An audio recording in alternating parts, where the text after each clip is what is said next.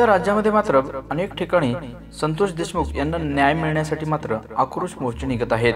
प्रत्येक जिल्ह्यामध्ये देखील असे आक्रोश मोर्चे निघत आहेत, कारण की आरोपी असलेले सुदर्शन घुले याला पकडल्यानंतर मात्र आता सीआयडीची टीम देखील त्याची पूर्णपणे चौकशी करत आहे। घडलेल्या दिवसापासून तर तो पकडलेल्या दिवसापर्यंत पूर्णपणे चौकशी करत आहे।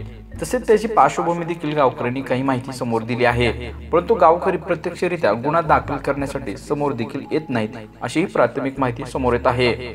कारण की सुदर्शन घुले याच्या गावातला मात्र रेकॉर्ड पूर्णपणे खराब असल्याची माहिती प्राथमिक माहिती समोर येत आहे। तसंच तो अनेक लोकांना दमदाटी, मुलींना छेडछाड प्रकरण अशा अनेक ठिकाणी मध्ये तो गावगुंडपणा दाखवायचा, परंतु काही लोक मात्र अशा लोकांना निग्लेक्ट करतात, मात्र समोर यायला काही लोक तयार नाहीत अशी माहिती देखील समोर येत आहे।